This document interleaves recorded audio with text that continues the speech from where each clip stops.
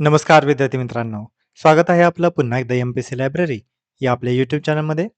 आज आहे 20 फेब्रुवारी 2026. सुरू करूयात आजच्या चालू घडामोडी. आज आपण पाहणार आहोत ओल चिकी स्क्रिप्ट भाषिक सक्षमीकरणाची 100 वर्ष पूर्ण झालेली आहेत. या संदर्भात थोडक्यात माहिती. चौथे विश्व मराठी संमेलन 2026 हे कुठे पार पडणार आहे? या संदर्भात देखील आपण आज माहिती पाहणार आहोत.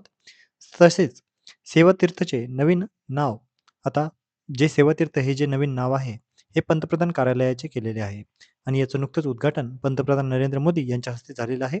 या संदर्भात देखील आपण आज माहिती पाहणार आहोत. त्यामुळे या संपूर्ण महत्त्वपूर्ण चालू घडामोडी व्यवस्थितपणे समजून घेण्यासाठी व्हिडिओ शेवटपर्यंत अवश्य पहा. सुरू करूया कालच्या एका प्रश्नाने. पहिली एआय इम्पॅक्ट एक्स्पो कुठे आयोजित करण्यात आला होता? तर याचं उत्तर आहे पर्याय क्रमांक 2, ब्रिटन. आता आपण आजच्या दिनविशेषकडे वळूया. आज आहे 20 फेब्रुवारी. 20 फेब्रुवारी 2016 दीनदयाळ अंत्योदय योजना या योजनेची सुरुवात या आजच्या दिवशी करण्यात आलेली होती. राष्ट्रीय शहरी आजीविका अभियानाचे नामांतर दीनदयाळ अंत्योदय योजना राष्ट्रीय शहरी आजीविका अभियानात केले गेले. 20 फेब्रुवारी 1987 मिझोराम आणि अरुणाचल प्रदेश यांना 23व्या आणि 24व्या राज्याचा दर्जा हा देण्यात आला. 20 फेब्रुवारी 1947 ॲटली यांनी आजच्या दिवशी घोषणा केली होती. ही फेमस इतिहासामध्ये आपल्याला माहितीच असेल की ॲटलीची घोषणा अशा पद्धतीचा आपल्याला प्रश्न विचारण्यात आलेला आहे. तर याची तारीख आहे 20 फेब्रुवारी 1947. 20 फेब्रुवारी हा दिवस संपूर्ण जगभरामध्ये जागतिक सामाजिक न्याय दिन म्हणून देखील साजरा केला जातो. तर विद्यार्थी मित्रांनो, हे होते आजचे दिनविशेष. आता आपण आजच्या चालू घडामोडींना प्रश्नोत्तराच्या स्वरूपामध्ये पाहण्यास सुरुवात करूया. प्रश्न क्रमांक पहिला. ओल्ड चिकी लिपी कोणत्या भाषेसाठी विकसित करण्यात आलेली आहे? तर या प्रश्नाचे योग्य उत्तर आहे पर्याय क्रमांक 3, संथाली. ओल्ड चिकी स्क्रिप्ट भाषिक सक्षमीकरणाची नुकतीच 100 वर्षे पूर्ण झालेली आहेत. ओल्ड चिकी लिपीचा शताब्दी समारंभ नुकताच झालेला आहे. तिचे नाव ओल म्हणजेच लेखन आणि चिकी म्हणजे चिन्ह या शब्दांपासून झालेले आहे. 16 फेब्रुवारी 2026 या दिवशी एक कार्यक्रम आयोजित करण्यात आलेला होता. नवी दिल्ली या ठिकाणी हा कार्यक्रम आयोजित करण्यात आला होता. याचं उद्घाटन राष्ट्रपती द्रौपदी मुर्मू यांनी केलं. याचं आयोजन सांस्कृतिक मंत्रालयामार्फत करण्यात आलेलं होतं. चिकी लिपीच्या 100 वर्षाच्या निमित्त भारत सरकारकडून नाणे आणि टपाल तिकीट देखील प्रकाशित करण्यात आलेले आहे. 1925 मध्ये पंडित रघुनाथ मुर्मू यांनी विशेषतः संथाली भाषेसाठी ओल्ड चिकी लिपी विकसित केलेली होती. 2003 मध्ये भारतीय संविधानाच्या 8व्या अनुसूचीमध्ये समाविष्ट ही भाषा करण्यात आलेली होती, जी 92वी घटनादुरुस्तीने समाविष्ट करण्यात आलेली होती. संथाली ध्वन्यात्मकांचे अचूक प्रतिनिधित्व करण्यासाठी डिझाइन केलेली ही लिपी 30 अक्षरे आहेत. ओल्ड चिकी ही संथाली भाषेची अधिकृत लिपी आहे.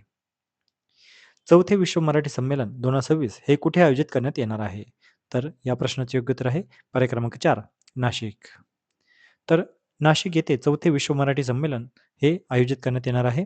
याचा कालावधी आहे 26, 27, 28 फेब्रुवारी आणि 1 मार्च 2026. या संमेलनाची वैशिष्ट्य काय? तर जगभरातील मराठी भाषा, साहित्य, संस्कृती आणि परंपरा यांचा जागतिक स्तरावर गौरव करण्यासाठी हे संमेलन आयोजित केले जाते. देश-विदेशातील मराठी साहित्यिक, कलाकार, संशोधक आणि मराठी प्रेमी या संमेलनामध्ये सहभागी होतात. मराठी भाषा संवर्धन, जागतिक स्तरावर प्रसार आणि सांस्कृतिक संवाद वाढवणे हा याचा मुख्य उद्देश असतो. हे संमेलन मराठी भाषेची जागतिक ओळख मजबूत करण्यासाठी एक महत्त्वाचे व्यासपीठ ठरणार आहे. पुढचा प्रश्न. राज्यसभा निवडणुकीसाठी महाराष्ट्रातील उमेदवाराला किमान किती मते आवश्यक आहेत? तर या प्रश्नाचे योग्य उत्तर आहे पर्याय क्रमांक 3, 37. तर राज्यसभेची निवडणूक नुकतीच आता होणार आहे. 10 राज्यातील 37 जागांसाठी 16 मार्च रोजी मतदान होणार आहे. यात महाराष्ट्रातील 7 खासदार असणार आहेत.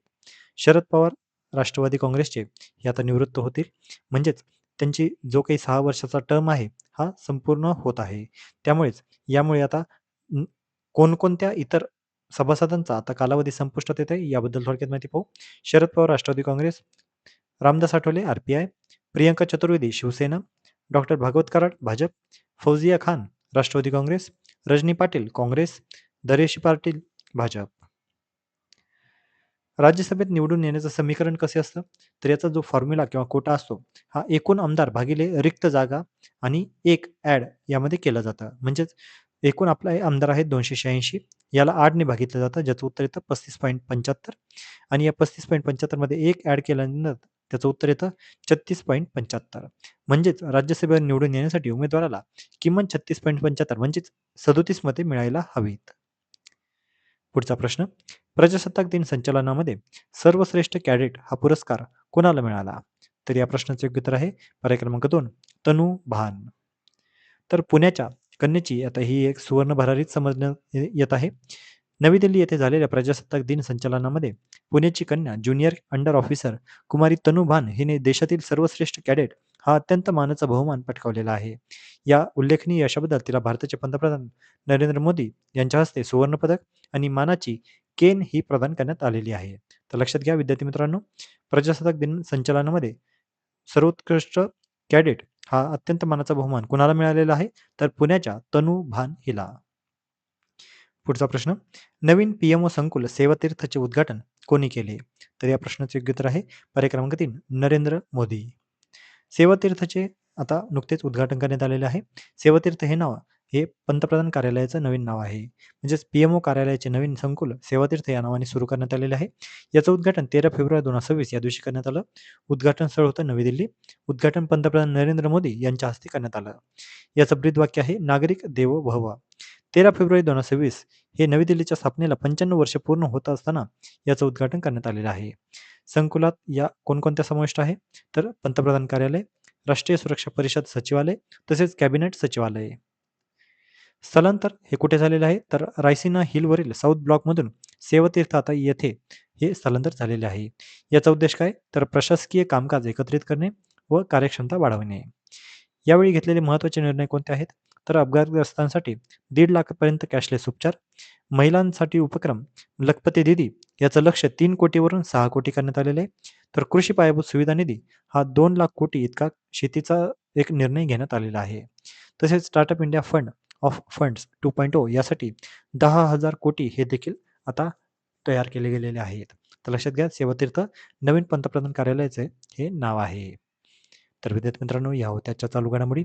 आजच्या महत्त्वपूर्ण चालू घडामोडीवर आधारित मी आता एक प्रश्न विचारणार आहे, ज्याचं उत्तर तुम्ही सर्वांनी आता कमेंटमध्ये द्यायचं आहे. प्रश्न आहे, संथाली भाषेचा समावेश भारतीय संविधानाच्या 8व्या अनुसूचीमध्ये कोणत्या घटनादुरुस्तीने झाला? यासाठीचे पर्याय आहेत पर्याय क्रमांक 1 86वी, पर्याय क्रमांक 2 91वी, पर्याय क्रमांक 3 92वी आणि पर्याय क्रमांक 4 97वी. तर आता तुम्ही सर्वांनी आता या प्रश्नाचं योग्य उत्तर कमेंटमध्ये द्यायचं आहे. जे कोणीही विद्यार्थी या प्रश्नाचे योग्य उत्तर कमेंटमध्ये देतील, त्याच्या कमेंटला नक्कीच लाईक देखील देण्यात येईल. तर विद्यार्थी मित्रांनो, या होत्या आजच्या चालू घडामोडी. तर अशाच अधिकाधिक इन्फॉर्मेटिव्ह कंटेंटसाठी आपली एम-पी-सी लायब्ररी या यूट्यूब चॅनलला सबस्क्राईब करायला अजिबात विसरू नका. धन्यवाद.